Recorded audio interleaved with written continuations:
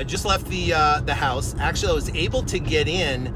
The stepdaughter, I went up and knocked on the door. I actually had the seller on the phone with me. I went up and knocked on the door and had a chance to talk to the stepdaughter, and was able to get in the house and look at it. Man, it was rough. I mean, this house is definitely rough. The guy, the 180 offer, there is no way that they're going to close. I'll tell you that for a fact. And I don't think he's going to accept it anyways. He started telling me about the offer. I was trying to remember, if you watched the previous Instagram, if someone claims that they have another offer from somebody else, then that is and you know for a fact that the numbers cannot work. That's what's called a bogey. And you have two different options dealing with a bogey. If you believe the bogey's real, your goal is to find out as much information about that bogey as possible so you can determine if he's full of crap, you know, the seller's full of crap, or you can determine, hey, this is a legit, you know, offer. And if I want this deal, I've got to either come up and match it or make it a more aggressive offer or not. Now, after looking at the property, hey, what's up?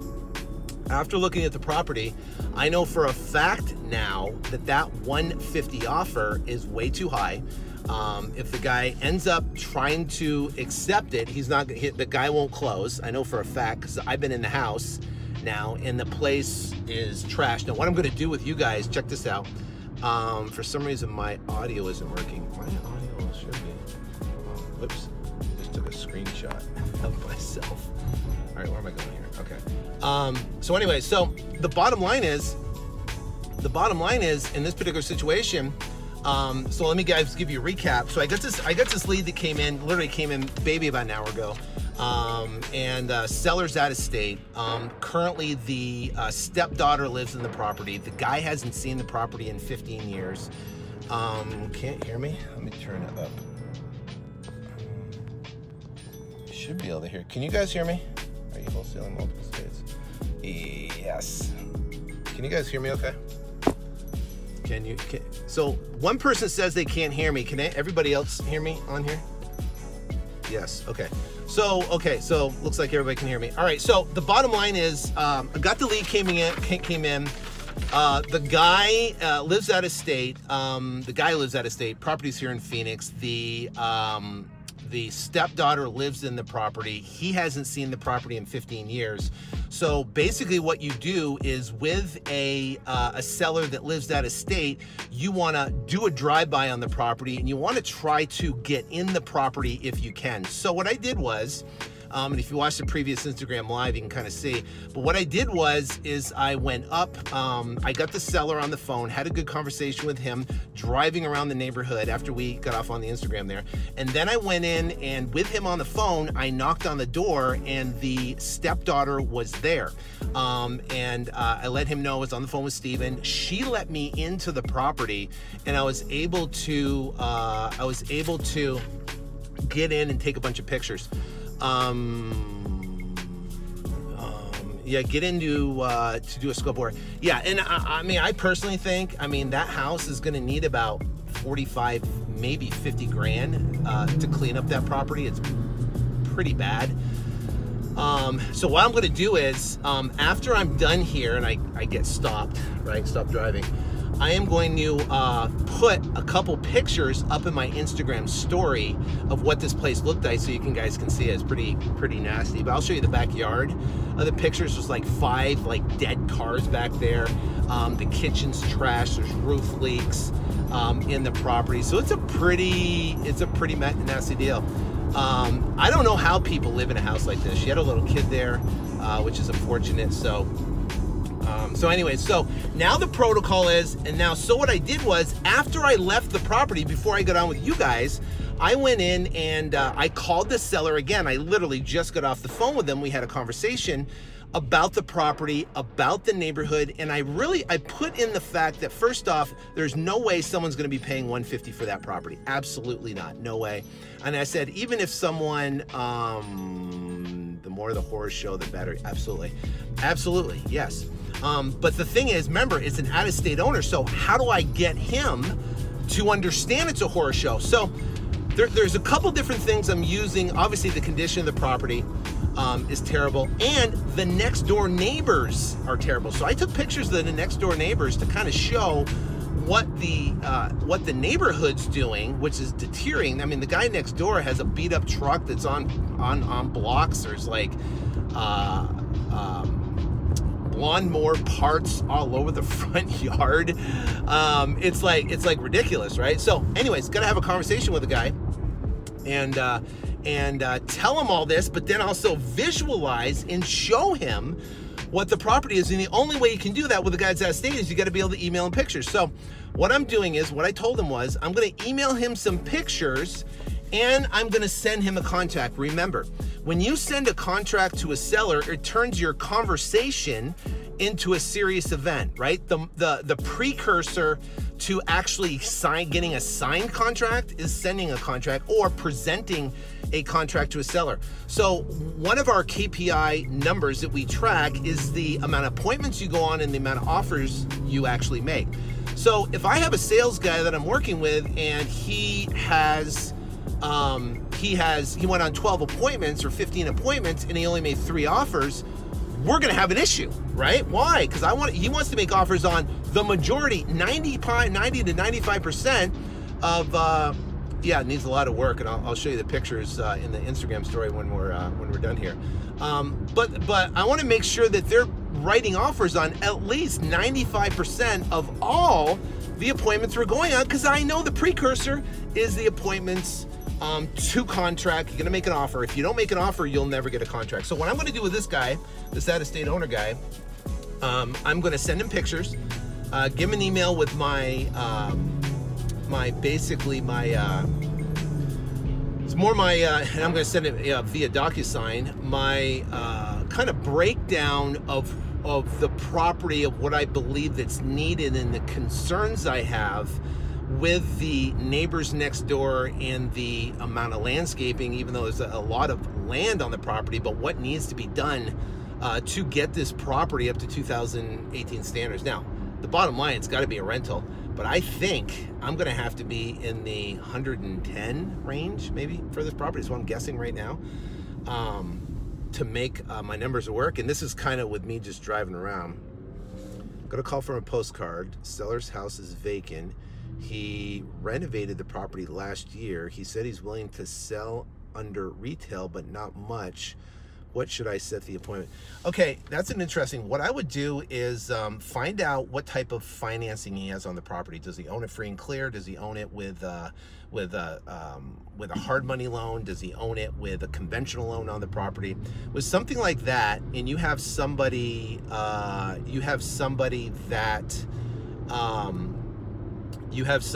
has a property, he's an investor, it's already renovated. How do you deal with someone like that? Just be straight up with them.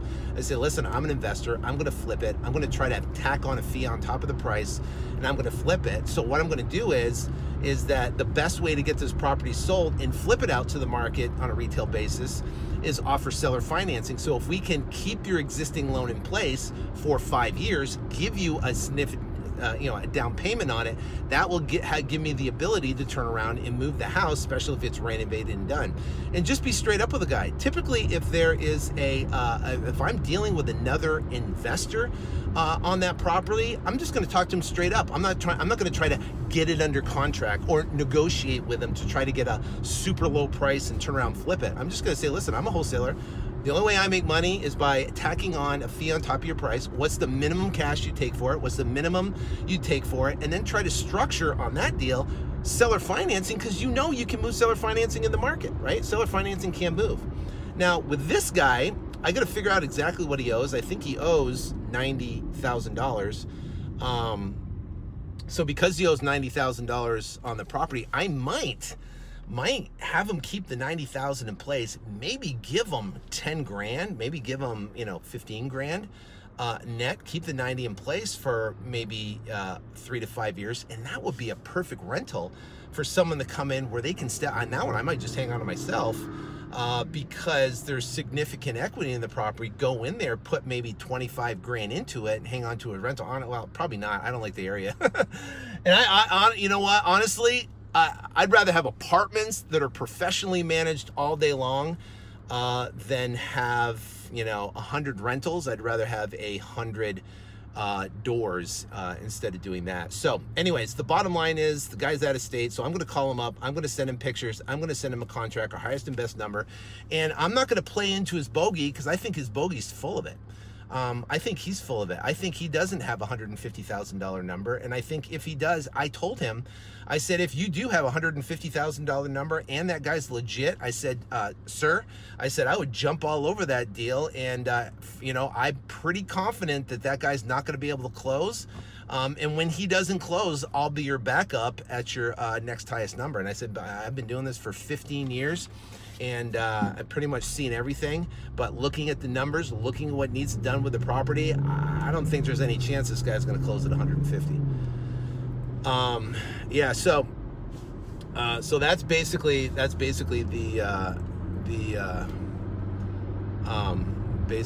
deal with that. So what I'm going to do is crappy area. Yeah, it is a crappy area. Unfortunately, it is a crappy area, but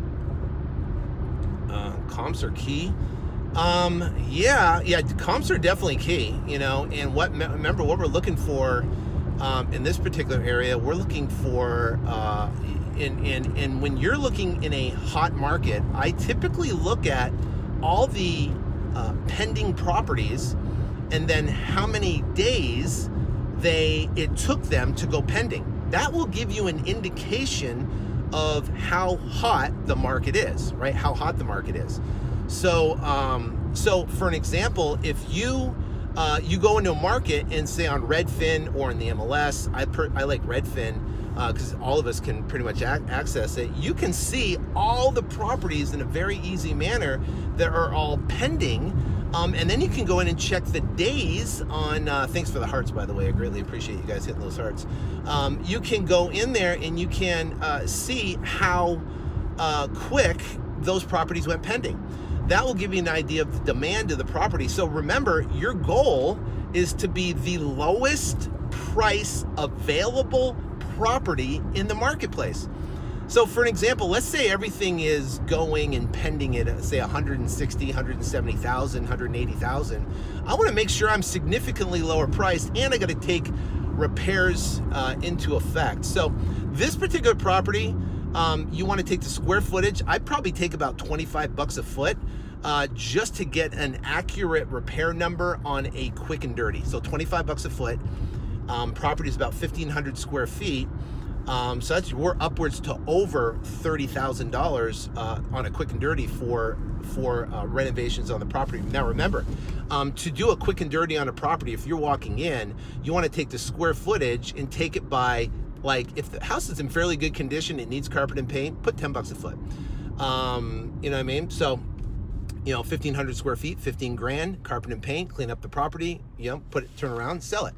If the property is in terrible condition like this one, you might have to be upwards to $25,000 to $30,000 for the property, or 25 to 30 bucks a foot.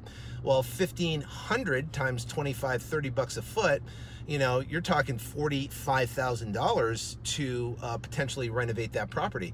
And that's a more accurate number. It's an easy way to do a quick and dirty when you're trying to find out repairs instead of, there's a guy that asked me on Instagram, she goes, should I get the property inspected? And I was like, listen, the only properties I've ever got the property inspected was properties that I actually were purchasing myself, so I didn't have any. And typically, most of the times not. I buy them sight unseen. I buy them at the auction, buy them from other wholesalers. So I'm not buying with an inspection unless it's off the MLS and I have time to be able to do it. So 99.9% of the time, I'm not buying with an inspection. So he's saying, should I spend money on inspection? I'm like, no. Go in there. You want to get, remember, you're a wholesaler. You're not going to buy it. You're not going to fix it. You just want to have some sort of accurate number that's close that can that you can relay to the buyer. When coming to a wholesale, how do you find buyers in adequate time when selling price agreed upon the seller is what is? How do you find buyers? Well, first off, there's a couple different ways to find buyers. Well, I mean, one thing we do is we RVM buyers. So we pull a list of buyers' cell phones out of our database that comes with RVM. And actually, if you register for the webinar tonight, I'm going to show you how we do it, how we find buyers, and we RVM them. So we'll RVM them a message. We'll just say, hey, we've got this smoking deal, comps in the area about 185 to 200. Properties are selling in 13 days on the market. Super hot. This property's going for 125, right? And here's the address. Here's the square footage. Give me a call. So we'll that's one way very quickly that I today, if I got that property today, I could turn around, get it under contract, put it RVM, and I could have buyers calling in almost immediately from putting out an RVM. We'll also text buyers as well. As long as they're scrubbed against the DNC, we're going to text them as well. The next thing we're going to do is it's going to hit our email buyers list. And our emails buyers list is mostly comprised of realtors, right? Why do I want realtors on my email buyers list? For a very important reason, because realtors cultivate buyers, right? They cultivate buyers. If I have 10 realtors that all have 5 buyers, I got 50 buyers on my list. If I've got 10 actual buyers, I only got 10 buyers on my list. So my goal would obviously be on my list to have significant amount of realtors, because those realtors can help you move properties fairly quickly, and they know the system, they know the contract, they know earnest money, they understand the process, and what they're going to do to get paid is they're going to tack on their fee on top of the price. So if my fee going out, my number going out is 120, and they want to make $5 grand, they're going to tack on $5 grand onto the price. And then that's how they're going to get paid. I love working with realtors. Realtors sell a ton of our properties, and we email our list of realtors that we have to actually look for deals, for off-market deals as well. So this deal just went to is fairly rough. It's going to have to be a pretty sophisticated investor, but remember this: price, right? Price or terms always dictate the speed of how fast you sell the property. Now, anytime you are negotiating with a seller and you're looking to sell a deal, right? And you're negotiating, you got to think of who's my buyer, right? Who's my buyer? Well, my buyer A could be a retail buyer. I could sell a retail buyer. B, my buyer could be a fix and flip buyer. So could this property go to a fix and flip? And if there's significant amount of equity, then a fix and flip buyer will buy it. Or 3, my third buyer is going to be a buy and hold buyer. So this particular case, I think if I can get the price low enough, if I can get the property around $110,000, maybe $115,000, then I think I've got a retail buyer that could buy it, and I got a fix and flip buyer that would buy it, subject to the neighborhood, because the neighborhood's pretty tough. So I don't know if they're actually gonna fix it and really sell it. They might try to clean up the neighborhood a little bit, but my best bet for a buyer is a retail buyer where I can offer significant amount of equity, and I can offer under $140,000. And I can tell you right now, there's not many 1,500 square foot houses right now that are under $120,000, $130,000 in the marketplace. So after you tell the seller you buy houses cash, how do you backtrack statement that they are not an buyer?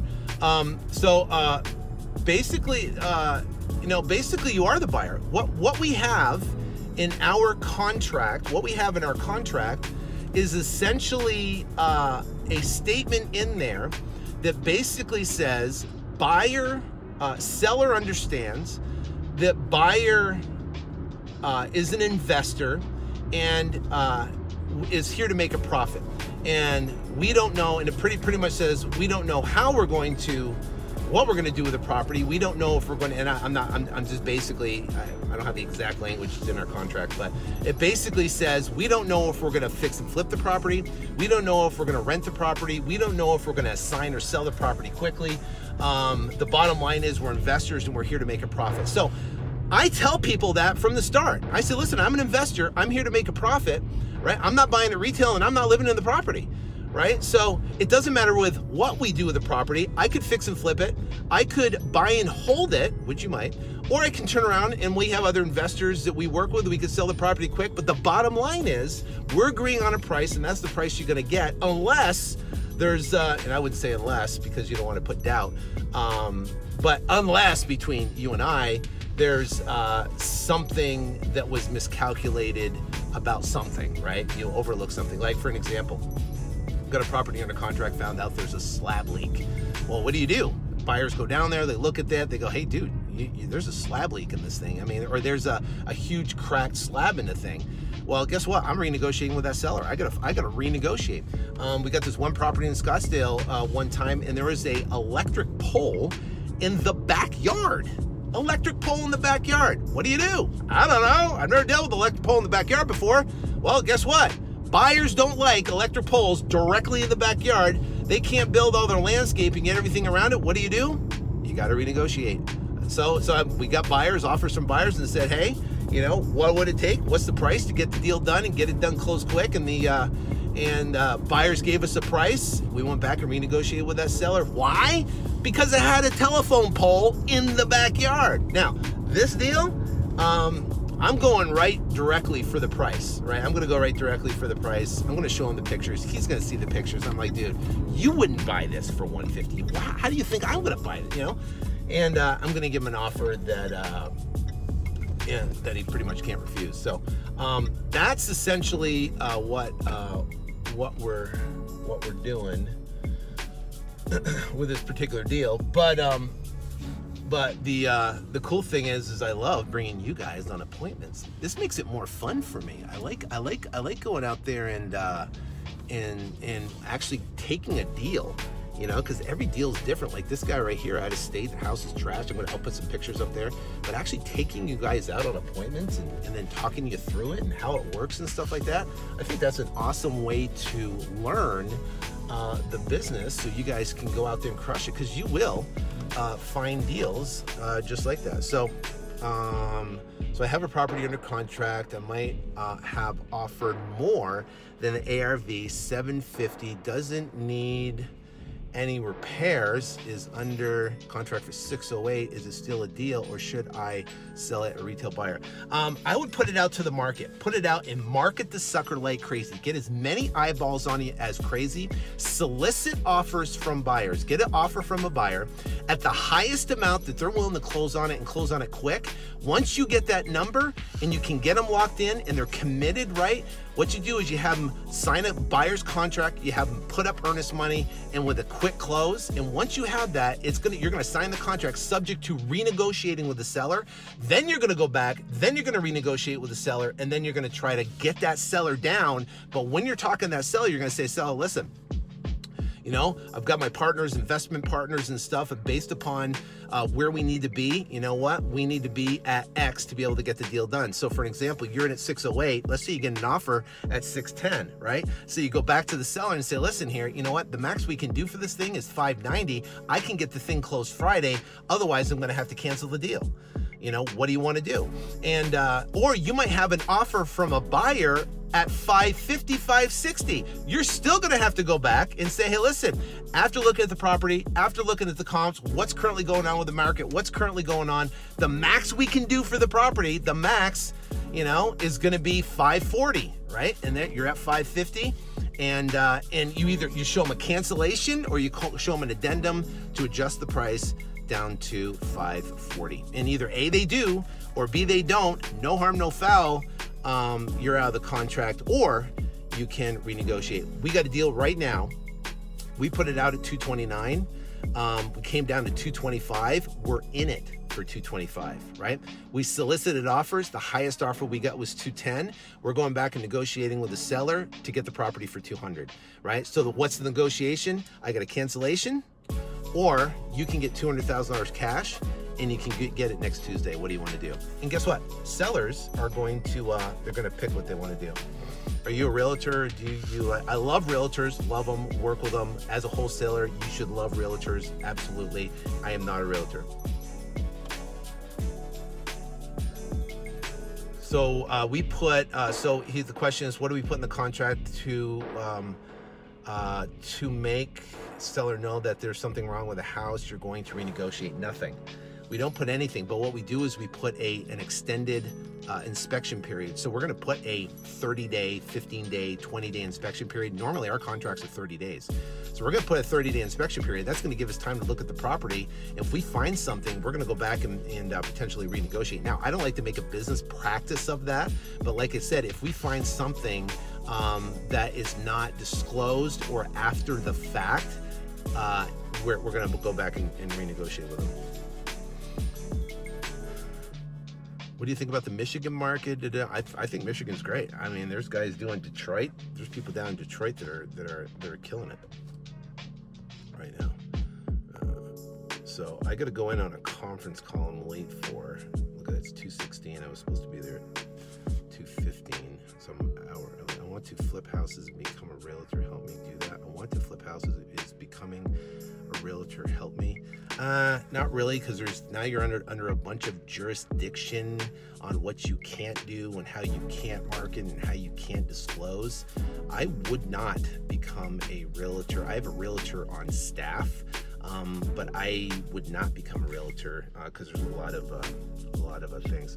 All right, I got a jet. I'm going to be on appointment. I'm a minute late for right now. So thank you guys so much. Listen, here's the deal. Important. Make sure you go to the link in my bio. Register for the webinar. It's in 2 hours, 2.5 hours, the webinar. I'm going to show you how to get 30 leads in 30 minutes. And we're going to talk about lead structure, lead flow, all that type of stuff, and how to make money. You want to learn how to flip houses? Hit the link in my bio, and I'll show you what we do to make money and how to generate leads and how to get deals in and how you can turn around and convert those leads into deals so you can start making some money. Also, too, after I'm done here, I'm going to post up some pictures of this house so you guys can see, and you tell me what you think you would offer on that particular deal. So, love you guys. You guys are awesome. I will see you tonight, actually 4:30 Mountain Standard Time, so 2.5 hours. I'll see you.